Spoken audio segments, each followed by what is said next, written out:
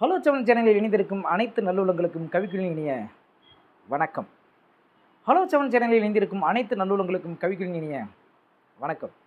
2026 ஜெயிக்க போவது யார்? இதுதான் இன்றைக்கி நம்ம பேச போகிற ஒரு டைட்டில். நாளைக்கு ஒரு நாள் மட்டும்தான் இருக்குது.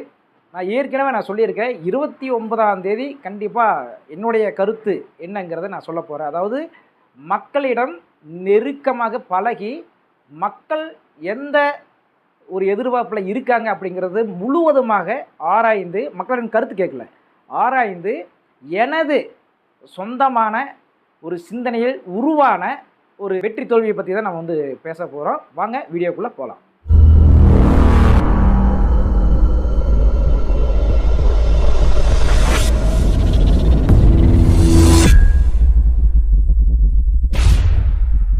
நம்ம தமிழ்நாட்டில் என்றைக்குமே இல்லாத அளவுக்கு இந்த முறை தேர்தல் நடந்திருக்குங்க. அதுக்கு காரணம் யாருன்னு சொல்லி பார்த்தீங்கன்னா தளபதி விஜய் தாங்க. இப்போது பழம்பெரு கட்சியினரானாலும் சரி, இன்றைக்கு முளைத்த கட்சிகளாக இருந்தாலும் சரி, அவர்கள் அனைவருமே தமிழ்நாடு மட்டும் இல்லைங்க, இந்தியா முழுவதும் உற்று நோக்கக்கூடிய ஒரே விஷயம் எதுன்னு பார்த்தீங்கன்னா தமிழக வெற்றி கழகத்தினுடைய வெற்றி தோல்வி தாங்க. இதில் எப்பவுமே இல்லாத வகையில் இந்த முறை திட்டத்திட்ட 46 கட்சிகள், அதாவது அங்கீகாரம் பெற்ற அங்கீகாரம் பெறாத 46 கட்சிகள் இதில் போட்டியிடுது. நாம் தமிழர் கட்சியும், நமது சின்னம்மா அவர்களுடைய கட்சியும், வேல்முருகன் அவர்களுடைய கட்சியும், இது எல்லாமே பார்த்திங்கன்னா கொஞ்சம் தனித்து களமிறங்கியிருக்காங்க. இதனையெல்லாம் நம்ம விட்டுருவோம். ஏற்கனவே சொன்னது போல் இந்த அங்கீகாரம் பெறாத ஒரு கட்சிகள் மக்களிடம் பெரிதாக கவராத ஒரு கட்சியை பற்றி நம்ம பேசவே வேண்டாம்.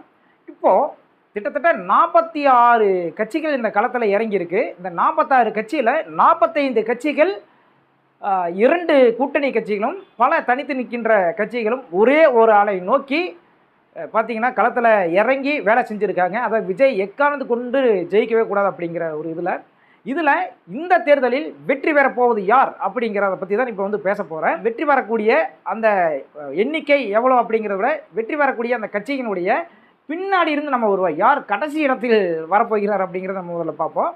அந்த வகையில் நாம் தமிழர் கட்சியை நம்ம இந்த டைம் பேசி ஆகணுங்க. கடந்த முறை பார்த்திங்கன்னா 8.5% வாக்குகள் வாங்கியிருக்கு. இதற்கு முன்னதாக 1%, 4%, அதுக்கப்புறம் 8.5% வரைக்கும் உயர்ந்து வந்திருக்கு. இதற்கு காரணம் என்ன அப்படின்னு சொல்லி பார்த்தீங்கன்னா அதிமுக, திமுகவை தவிர வேறு எந்த ஒரு கட்சியுமே மக்களினுடைய பிரச்சனையை தீர்க்கக்கூடிய ஒரு கட்சியாக இல்லை. அதே போல் மக்கள் விரும்புகிற ஒரு கட்சி எதுவுமே இல்லை அப்படிங்கிற ஒரே காரணத்துக்காக பல ரசிகர்களுடைய ஓட்டும் நாம் தமிழர் கட்சிக்கு வந்திருக்குங்க. குறிப்பாக சொல்லணும் அப்படின்னா நாம் தமிழர் கட்சிக்கு வாக்குகள் செலுத்திய ரசிகர்கள் யார் அப்படின்னு சொல்லி பார்த்தீங்கன்னா தளபதி விஜய் அவர்களுடைய வாக்குகளும் நாம் தமிழர் கட்சிக்கு போயிருக்கு. அஜித் அவர்களுடைய ரசிகர்களும் நாம் தமிழர் கட்சிக்கு போயிருக்குங்க. இது போல் பல ரசிகர்களுடைய கட்சிகளும் போயிருக்கு. அப்படின்னா 3ஆம் கட்ட ஒரு தலைவர்கள், மக்களை விரும்புகின்ற தலைவர்கள் யாருமே இல்லை. ஏதாவது ஒரு மாற்றம் வேணும் அப்படின்னு நினச்சிட்டு அந்த கட்சிகளை ஓட்டு போட்டிருக்காங்க.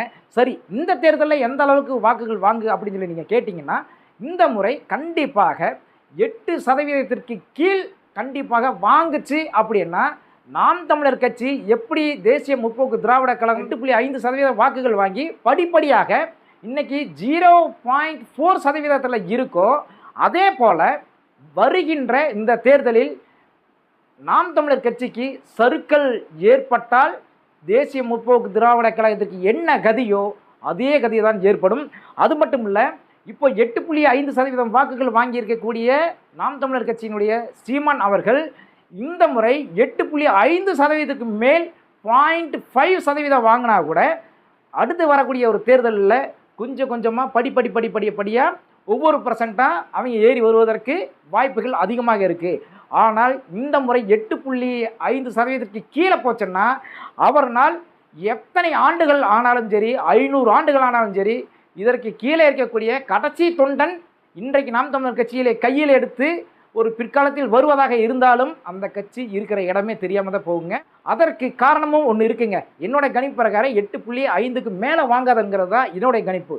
மினிமம் 5% வாக்குகள் வாங்குவது பெரிய ஒரு விஷயம்னு சொல்லி நான் நினைக்கிறேன். நல்லா வளர்ந்து கொண்டு வந்த ஒரு கட்சியில் சறுக்கல்கள் ஏற்படுவதற்கு மெயினான ஒரு காரணங்களை நம்ம பார்ப்போம். நாம் தமிழர் கட்சியினுடைய அடிப்படை கொள்கையும் லட்சியமும் என்னன்னு சொல்லி பார்த்தீங்கன்னா லட்சக்கணக்கான இலங்கை தமிழர்கள் கொன்று குவிக்கப்பட்டனர். அதற்கு உறுதுணையாக, அதற்கு காரணமாக, அதற்கு துணை போனவர் தான் திராவிட முன்னேற்ற கழகத்தினுடைய கலைஞர் அவர்களும் அதிமுகவை சேர்ந்தவர்களும் இதுக்கு ஒரு மிகப்பெரிய ஒரு காரணம் அப்படின்னு சொல்லிட்டு இதில் அதிகப்படியான ஒரு காரணமே திமுக கட்சி தான். அதனால் திமுக கட்சியை தமிழ்நாட்டில் வளரவே விடக்கூடாது, தமிழ்நாட்டில் வரவே கூடாது, இதுதான் எனது லட்சியம். நான் ஜெயிக்கலைனாலும் பரவாயில்லைங்க, நான் சிஎம் ஆகலைனாலும் பரவாயில்ல, திராவிட முன்னேற்ற கழகம் வரவே கூடாதுன்னு சொல்லிட்டு போன தடவை போர்க்கொடி தூக்கி 8.5% வாக்குகள் வாங்கினாங்க.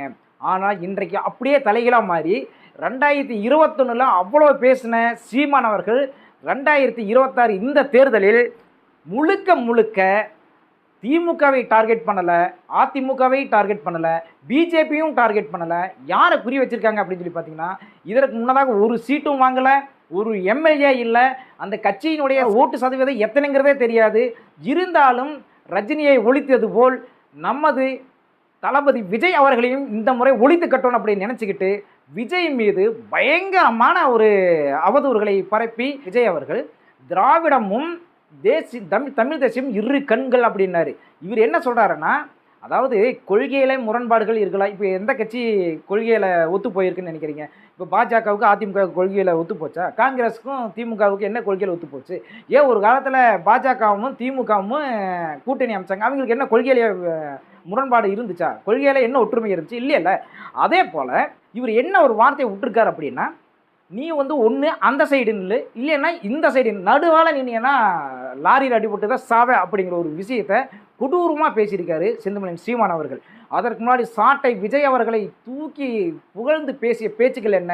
சீமான் அவர்கள் என் தம்பி என்னுடன் இணைந்து செயல்படலைனாலும் பரவாயில்ல, தம்பி நான் எந்த ஒரு தகாத வார்த்தையும் பேச மாட்டேன் அப்படின்னு சொன்ன சீமான் அவர்களும் சாட்டை துரைமுருகன் அவர்களும் இன்னைக்கு மிக இழிவாக பல அவதூறுகளை பரப்பி இன்னைக்கு தாவேக்க ஜெயிக்கவே கூடாதுன்னு சொல்லி போர்க்கொடி ஏந்தி பல பிரச்சாரங்களை பரப்புரைகளை பரப்பி வந்த நமது சீமான் அவர்களுடைய கட்சி வந்து இதனாலே மிகப்பெரிய படுதோல்வி அடைய போகுது. முதலாவது 8.5 இருந்தது, இனி 5.5 இல்லை 4.5க்கு கூட வருமா அப்படிங்கிறது, 4.5% வாக்குகள் தான் வாங்கும் அப்படிங்கிறத என்னுடைய கணிப்பு.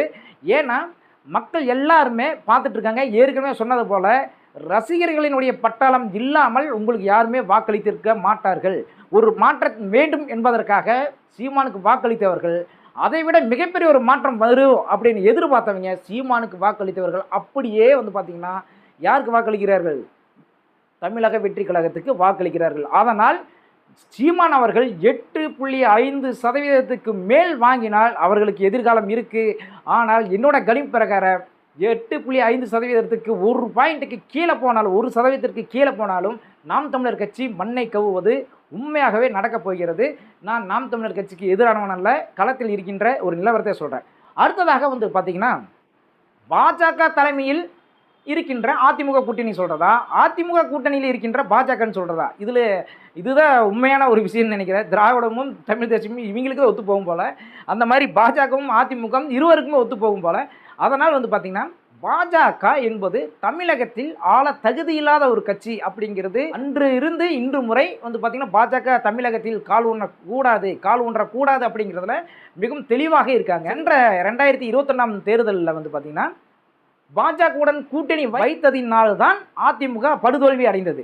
2021 சட்டசபை தேர்தலில் பாஜகவை கழட்டி விட்டுட்டு பாராளுமன்ற தேர்தல், அதாவது எம்பி எலெக்ஷனில் என்ன பண்ணியிருக்காங்கன்னா, எம்பி எலெக்ஷனில் இவங்களை வந்து மோடி அவர்களோட கை கோர்த்துட்டாங்க. இதுலேயும் வந்து பார்த்திங்கன்னா மிகப்பெரிய ஒரு படுதோல்வி தாங்க. ஆக மொத்தம் இதுலேருந்து என்ன தெரியுது அப்படின்னு சொல்லி பார்த்தீங்கன்னா, எந்த நேரத்தில் எந்த கட்சியும் உள்ளே சேர்த்தோணும் அப்படிங்கிறது எடப்பாடி அவர்களுக்கு மிகப்பெரிய ஒரு கன்ஃபியூஷனாக இருக்குது. அவருக்கு கன்ஃபியூஷனாக இருக்கோ இல்லையோ, ஆனால் அவருக்கு மிகப்பெரிய ஒரு அழுத்தம் இருக்குங்க. ஏன்னா சொத்துக்கள் அந்த அளவுக்கு குவித்து வைத்திருக்கிறார்கள் மக்களுடைய பணத்தில். அதனால் வந்து பார்த்திங்கன்னா அந்த பயமெல்லாம் இருக்குது. ஏன்னா ஒரு பழமொழி இருக்குது, மடியில் கனம் இருந்தால் தான் வழியில் பயம் அப்படின்னு சொல்லிட்டு ஒரு சிறிய ஒரு மாற்றம் அமர்ந்து பேசலாம் அப்படின்னு சொல்லிட்டு குறிப்பாக ஒரு சில விஷயத்தை வேணால் சொல்லலாம். சில இடங்களில் பாஜக, அதாவது அதிமுக கூட்டணியில் இருக்கின்ற பாஜக கூட்டணியில் இருக்கின்ற பாஜக இவங்க கொஞ்சம் நாளாக ஒரு சில சீட்டுகளை கண்டிப்பாக வாங்குவதற்கு ஒரு வாய்ப்பு இருக்குன்னு கூட நம்ம ஒரு அவங்களுடைய மகிழ்ச்சிக்காக நம்ம சொல்லிக்கலாம். அதனால் வந்து பார்த்திங்கன்னா இந்த ஒரு தேர்தலில் பாஜக கூட்டணி, அதாவது அதிமுக கூட்டணி 3வது இடத்திற்கு தள்ளப்படுகிறது என்பதுதான் நிதர்சனமான உண்மை. நீங்கள் எழுதி வச்சுக்கோங்க. ஓகே, அடுத்ததாக 2வது இடம் எந்த கட்சிக்கு கிடைக்க போகுது அப்படிங்கிறது நிறைய பேர் எதிர்பார்த்துருப்பீங்க. வேறு யாரும் இல்லைங்க, திராவிட முன்னேற்ற கழகம் தான். அதாவது திமுக வந்து கண்டிப்பாக 2வது இடத்தை கைப்பற்ற இருக்கிறது. என்ன காரணம்னு சொல்லி பார்த்தீங்கன்னா, கிட்டத்தட்ட அவர்கள் நின்ன ஒரு இடத்துல ஓட்டுக்காக 5000 10,000 எல்லாம் 25,000 வரைக்கும் எல்லாம் ஓட்டுக்கு காசு கொடுத்துருக்காங்க. ஓட்டு போட மாட்டாங்கன்னு தெரிஞ்சு கூட நிறைய பேருக்கு 1000 ரூபாலாம் கொடுத்துருக்காங்க. அதே போல் அதிமுக கொடுத்திருந்தாலும் அதிமுகவுக்கு விட அதிகமாக செலவு செய்து இந்த களத்தில் நின்றுருக்காங்க. இருந்தாலும் இவர்களுடைய பணம் ஓட்டாக மாறுமா அப்படிங்கிறது மிகப்பெரிய ஒரு கேள்விக்குறிதான். ஏன்னா இப்போ இருக்கக்கூடிய மக்கள் என்ன பண்ணிட்டாங்கன்னா, நிறைய பேர் பணத்தை வாங்கிட்டு ஓட்டை மாற்றி போடுறதுக்கு ஆரம்பிச்சிட்டாங்க. அடுத்த முறை கண்டிப்பாக எந்த கட்சியுமே ஓட்டுக்கு பணம் தராது. அப்படியே பணம் கொடுத்தாலும் 500 ரூபா 1000 ரூபா தான் கொடுக்க போகுதுங்க, ஒரு கண் துடைப்புக்காக நீங்கள் எழுதி வச்சுக்கோங்க. ஆக இந்த வருடம் வந்து பார்த்தீங்கன்னா 2026ஆம் சட்டசபை தேர்தலில் திமுக வந்து பார்த்தீங்கன்னா 2ஆம் இடத்துக்கு வரப்போகுது. இன்னொரு முக்கியமான ஒரு விஷயம், திமுகவும் அதிமுகவும் 2ஆம் இடம் 3ஆம் இடத்துக்கு பகிரங்கமாக போட்டி போட போகுது. நீங்கள் எழுதி வச்சுக்கோங்க. திமுகவுடைய ஏன் 2வது இடத்துக்கு தள்ளப்பட்டிருக்கு அப்படிங்கிறத நம்ம பேசிதாகணும். இவர்கள் உருப்படிய ஒரு மக்களுக்கு செய்த ஒரு நன்மைகள் என்ன அப்படின்னு சொல்லி பார்த்தீங்கன்னா, மகளிருக்கான அந்த உதவித்தொகையும், மகளிருக்கான அந்த மாதம் தருகின்ற இந்த உரிமை தொகையும் அவங்களுக்கு வந்து பெண்களுக்கு ஒரு ப்ளஸ் பாயிண்ட்டாக இருக்குது. அதை விட இன்னொரு ப்ளஸ்ஸான ஒரு பாயிண்ட்னு சொல்லி கேட்டிங்கன்னா, இலவச பேருந்து. அந்த இலவச பேருந்து பயணிப்பதில் கூட பெண்களுக்கு மிகப்பெரிய ஒரு முரண்பாடு இருக்குது. ஏன்னா அந்த இலவச பேருந்துன்னு அறிவிப்பு வேணும்னாலும் இலவசமாக இருக்கலாம். காத்திருக்காங்க பார்த்தீங்களா அந்த இலவச பேருந்துக்காக. அப்போ நின்று அவங்க காத்திருக்கக்கூடிய அந்த நேரம் பாருங்கள், திட்ட அந்த இலவச பேருந்தில் பயணம் செய்வதற்கு 1 மணி நேரம் 1.5 மணி நேரம் ஆகுதுங்க. ஏன் இலவசம்னு விட்டா எல்லா பஸ்ஸும் இலவசமாக விட வேண்டியதுன்னு, அது என்ன இலவசத்துக்கு மட்டும் தனியாக ஒரு பேருந்து அப்படின்னு சொல்லிட்டு நிறைய பேர் முணுமுணுக்கிறதையும் நம்ம கேட்டிருக்கோம். அதனால் வந்து பார்த்திங்கன்னா இந்த முறை இந்த மாயாஜாலமெல்லாம் கண்டிப்பாக மக்களிடம் செல்லாது அப்படிங்கிறதா என்னுடைய கருத்து. அடுத்ததாக முதலிடம் பெறுவது யார் அப்படிங்கிறது நீங்கள் கண்டிப்பாக தெரிஞ்சிருப்பீங்க.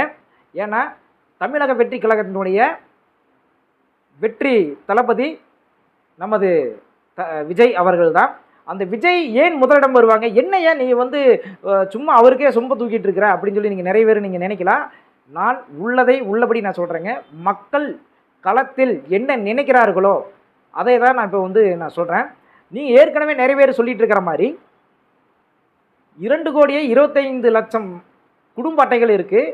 அந்த குடும்ப அட்டைகளில் ஒரு குடும்ப அட்டைக்கு ஒரு ஓட்டு போட்டால 2,25,00,000 சாதாரணமாக அந்த வாக்கு வந்து வாங்குங்க. ஆனால் இவங்க என்ன சொல்கிறாங்க தெரியுங்களா, 2,25,00,000 வாங்கலினாலும் பரவாயில்லைங்க, 1,50 கோடி ஓட்டு வாங்கினாலே போதுங்க அப்படின்னு சொல்லி நம்ம மக்கள் கிட்ட இருக்காங்க. ஆனால் அதை விட நான் தாசி தான் வாங்கன்னு சொல்கிறேன். என்ன காரணம் அப்படின்னு சொல்லி பார்த்தீங்கன்னா, ஒரு குடும்பத்தில் ஒரு ஓட்டு தான் நம்ம கணக்கு போட்டிருக்கோம். ஆனால் நிறைய குடும்பத்தில் வந்து பார்த்திங்கன்னா ஒரு குடும்பத்தில் 3 ஓட்டு 4 ஓட்டு 5 ஓட்டு 6 ஓட்டு வரைக்கும் நம்ம போட்டிருக்காங்க. அதாவது கூட்டு குடும்பமாக இருப்பாங்க இல்லைங்களா, இப்போ அண்ணனோட ஒய்ஃபு, அண்ணனோட குழந்தை, இந்த மாதிரிலாம் இருப்பாங்க இல்லைங்களா, இவங்க எல்லாருமே சேர்ந்து ஒரே குடும்பத்தை சார்ந்தவர்கள் கிட்டத்தட்ட 12 ஓட்டு போட்டவங்களும் இருக்காங்க. 12 ஓட்டு போட்டாங்க இல்லைங்களா, அதை நம்ம கழிச்சிருவோம். கிட்டத்தட்ட ஒரு குடும்பத்தில் சராசரியாக 4 ஓட்டு 3 ஓட்டு கம்மி இல்லாமல் போட்டிருக்காங்க. இருந்தாலும் திமுகவுக்காகவும் நாம் தமிழர் கட்சிக்காகவும் அதிமுகவுக்காகவும் அவங்க மனசு சந்தோஷப்படுறதுக்காக 3 ஓட்டுக்களை தாரவாத்து கொடுத்துடலாங்க. யாருக்கு? அதிமுகவுக்கு, திமுகவுக்கு. நாம் தமிழர் கட்சிக்கு போகாது, அதிமுகவுக்கு திமுகவுக்கு மட்டும் நம்ம எடுத்துக்க சொல்லலாம். அப்படி எடுத்தால் கூட ஒரு குடும்ப அட்டைக்கு ஒரு ஓட்டு இருக்கின்ற போது 2,25,00,000 வாக்குகள் வாங்குகின்றன. அப்போது யார் வெற்றி பெறுவாங்க அப்படிங்கிறத பாருங்கள். இதை விட இன்னொரு முக்கியமான ஒரு விஷயம் என்னன்னு சொல்லி கேட்டிங்கன்னா, என்னைக்கு கரூரில் ஒரு சம்பவம் நடந்துச்சோ இன்றைக்கு வரைக்கும் பிரச்சாரம் பண்ண அவர்னால முடியல. எஸ்ஓபின்னு போட்டாங்க. திமுக என்ன ஒரு குடைச்சல் கொடுத்தாங்கன்னு தெரியும். ஜனநாயக படத்தை எப்படி முடக்கினாங்கிறது தெரியும். விஜய் அவர்களுடைய மனைவி கிட்ட சொல்லி விவாகரத்து வாங்குவதற்கு என்னென்ன செஞ்சாங்கன்னு சொல்லி தெரியும். அவருடைய நண்பரை வைத்து விஜய் அவர்களுக்கு எதிராக பேச வச்சது தெரியும்.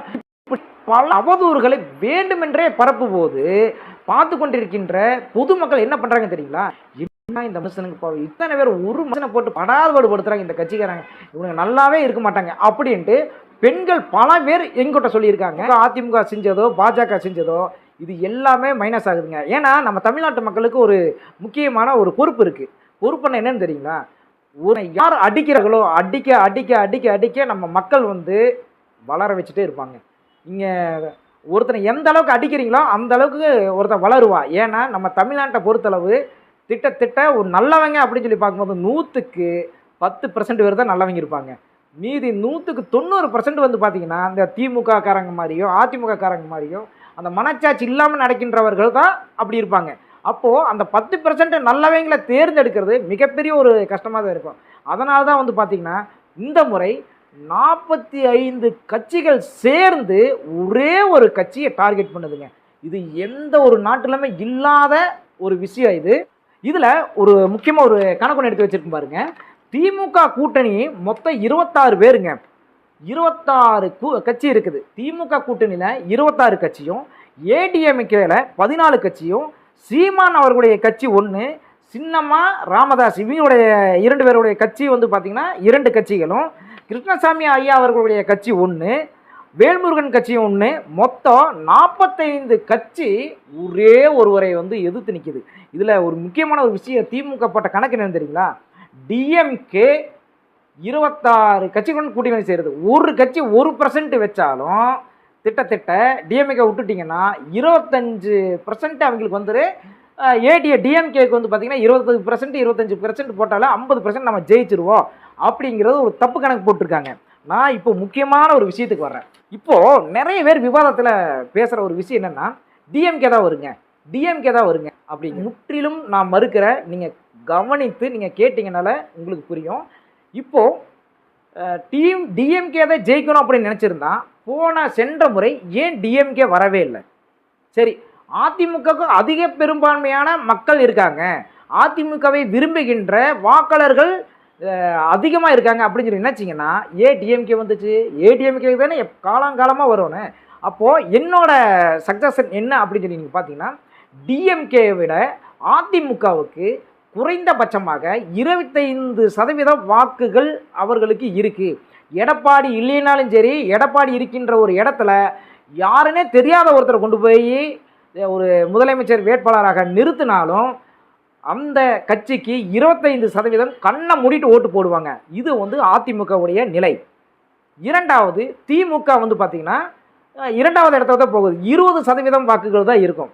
நீங்கள் இப்போது சென்ற ஒரு தேர்தலில் அதிமுகவுடன் தேமுதிக இருந்தபோது தேமுதிக தான் எதிர்கட்சியாக இருந்துச்சு. அப்போ கிட்டத்தட்ட டிஎம்கே எத்தனை வாக்கு சதவீதம் வாங்குச்சோ அதுதான் நிரந்தரமான வாக்கு சதவீதம். நீங்கள் என்ன பண்ணினாலும் நான் திமுகவுக்கு தாங்க ஓட்டு போடுவேன் அப்படின்னு சொல்லி நினச்சி போட்ட ஓட்டுருக்கு பார்த்தீங்க. 2016 வாங்கியிருந்தாங்க பார்த்தீங்களா டிஎம்கே, அதோட வாக்கு சதவீதம் தான் என்றைக்குமே அளிக்க முடியாத திமுகவுடைய வாக்கு சதவீதம் அதுதான். அதாவது 20% வாக்குகள் தான் அவர்களுக்கு இருக்கு, நிரந்தரமான வாக்கு. அப்போது ஏடிஎம்கேவுக்கு 25% வாக்கு எதுக்கு சொல்கிறேன் அப்படின்னா, எம்ஜிஆர் அவர்களுடைய தீவிரமான ரசிகர்கள், ஜெயலலிதா அம்மையார் அவர்களுடைய தீவிரமான தொண்டர்கள் இன்னமும் களத்தில் இருக்க தான் செய்கிறாங்க. இருந்தாலும் ஒரு மாறுதலுக்காக திமுகவில் இருந்து ஒரு 5%, அதிமுகவில் இருந்து ஒரு 5% வந்து பார்த்தீங்கன்னா திமுகவுடைய ஆட்சி பிடிக்கலன்னு சொல்லிட்டு ஒரு 5%, அதிமுகவுடைய ஆட்சி பிடிக்கல 5% நீங்கள் எடுத்தீங்கன்னா அந்த நிரந்தர வாக்கு சதவீதத்தில் இருந்து, அதாவது நிரந்தர வாக்கு சதவீதம் அதிமுக 25% இருந்து 5% போகுதுங்க, திமுகவில் 20% இருந்து ஒரு 5% போகுதுங்கிறது என் கணிப்பு.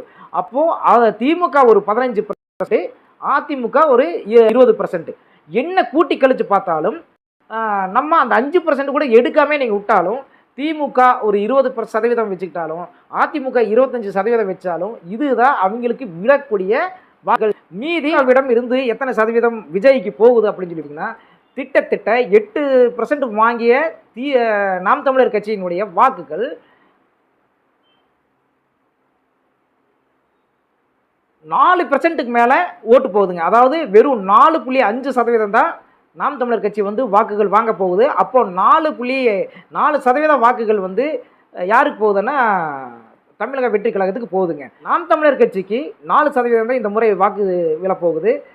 ஏடிஎம்கேக்கு 25% தான் வாக்கு விழப்போகுதுன்னு நம்ம எடுத்துக்கிட்டாலும், திமுகவுக்கு 20% தான் வாக்கு விழப்போகுது அப்படின்னு நம்ம எடுத்துக்கிட்டாலும், அதில் ஒரு 20, இதில் ஒரு 25, எவ்வளோ ஆச்சுங்க? 45. சீமான் அவர்களுக்கு ஒரு 4, கிட்டத்தட்ட 49% வந்து 50% நீங்கள் வச்சுக்கோங்க. இதர கட்சிகள் 1% வாங்கினாலும் 50% வாக்குகள் வந்து பார்த்திங்கன்னா இந்த கட்சிகளுக்கு உண்டான ஒரு வாக்கு சதவீதம். ஆனால் மீதி இருக்கின்ற 85% போலிங் ஆகியிருக்கு. அப்போது மீதி இருக்கின்ற 35% விஜய் அவர்கள் வாங்கினாலே மிகப்பெரிய வெற்றி. அப்போது நான் சொல்லக்கூடிய ஒரு கணக்கு உங்களுக்கு கண்டிப்பாக தெரிஞ்சிருக்கும்னு நினைக்கிறேன். அந்த 35% யார் வாங்குறாங்களோ அவங்க ஜெயிச்சாங்க. அப்போது இவர் வந்து 1.5 கோடி ஓட்டுக்கு மேலே வாங்கினாலே இவருடைய வாக்கு சதவீதம் 30% மேலேயே வருது. அப்போது 100% வெற்றி வாய்ப்பை இவர் பெறுகிறார்.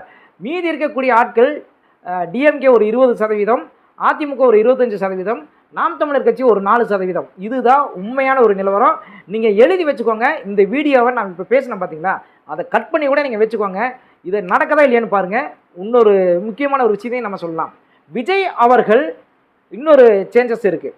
விஜய் அவர்களுக்கும் திமுகவுக்கும் அடிக்கடி நம்ம தளபதி சொல்லுவாங்க இல்லைங்களா, அடிக்கடி விஜய் அவர்கள் சொல்லுவாங்க திமுகவுக்கும் தாவேக்காவுக்கு தான் போட்டி அப்படின்ட்டு. உண்மைதாங்க. இப்போ இந்த தேர்தலில் வந்து பார்த்தீங்கன்னா முதலிடத்துக்கும் திமுக வந்துச்சுன்னா 2வது இடத்துக்கு தாவேக்கா வருங்க. தாவேக்கா முதலிடத்துக்கு வந்துச்சுன்னா 2வது இடத்துல திமுக இருக்கும். அப்போது கொஞ்சம் பலம் வாய்ந்த ஒரு எடப்பாடி மாதிரி ஆட்கள், ஜெயக்குமார் ஆட்கள், இந்த மாதிரி ஆட்கள் வரும்போது என்னன்னு சொல்லி கேட்டிங்கன்னா 3வது இடத்துக்கு தாவேக்கா வந்து போகலாம். மற்ற இடத்துல வந்து பார்த்திங்கன்னா அதிமுக 3வது இடத்துக்கு போகலாம். இந்த மாதிரி தான் ஒரு மாறி மாறி வருமே ஒழிய, அதே போல் திமுகவும் பல இடங்களில் 3வது இடத்துக்கு வரும். அதிமுக பலமாக இருந்து தாவேக்கா பலமாக இருக்கக்கூடிய இடத்துல திமுக 3வது இடத்துக்கு போகும். தாவேக்கா பலமாக இருந்து தாவேக்கா பலமாக இருந்து திமுக பலமாக இருந்துச்சுன்னா 3வது இடத்துக்கு அதிமுக போகும். இதுதான் வந்து பார்த்திங்கன்னா நிதர்சனமான ஒரு உண்மை. கண்டிப்பாக வருகின்ற இந்த ஒரு தேர்தலில் 100% வாக்குகள் வாங்கி வெல்வது என்பது உண்மை. இல்லை என்றால் 3 பேருக்குமே பெரும்பான்மை கிடைக்கவே கிடைக்காதுங்க. அதிமுகவும் ஜெயிக்க முடியாது, திமுகவும் ஜெயிக்க முடியாது, தாவேக்காவும் ஜெயிக்க முடியாது. மிகப்பெரிய ஒரு தொங்கு சட்டசபை உருவாகும். வந்தால் விஜய் வரணும். விஜய் வராத ஒரு பட்சத்தில் தொங்கு சட்டசபை உருவாகும். தொங்கு சட்டசபை உருவாகும் போது என்ன நடக்கும் அப்படின்னா, விஜய் அவர்கள் 100 இடத்தில் வெற்றி பெற்றாலோ, இல்லை 80 இடத்துல திமுக வெற்றி பெற்றாலோ, அதிமுக மீதி உள்ள இடங்களில் வெற்றி பெற்றாலோ, இப்போது 100 இடங்களில் அதாவது வாக்கு எண்ணும் போது தாவேக்கா அதிகப்படியான இடங்களை கைப்பற்றும் போது அப்போவே வந்து பார்த்திங்கன்னா அதிமுகவில் இருந்து தாவேக்காவுக்கு எத்தனை பேர் தாவறாங்கன்னு சொல்லி பாருங்கள். அது மட்டும் இல்லை, இப்போ முக்கியமாக சொல்லக்கூடிய ஒரு அதிர்ச்சியான ஒரு விஷயம் என்னன்னு தெரியுங்களா, இந்த எலெக்ஷன் முடிஞ்ச உடனே, அதாவது தேர்தல் வாக்கு எண்ணிக்கை முடிந்த உடனே காங்கிரஸ் அப்படியே தாவேக்காவில் வந்து இணைய போகுது. திமுகவில் இருக்கக்கூடிய காங்கிரஸ் வந்து தாவேக்காவில் இணைய போகுது. அதிமுக கூட இருக்கக்கூடிய பிஜேபி வந்து திமுக கூட இணைய போகுது. அதிமுகவில் இருக்கக்கூடிய பெரும்பான்மையான வேட்பாளர்களும் முன்னாள் பணம் வைத்திருக்கக்கூடிய பெரிய பெரிய ஆட்கள் எல்லாருமே வந்து பார்த்திங்கன்னா தாவேக்காவில் இணைய போகிறாங்க.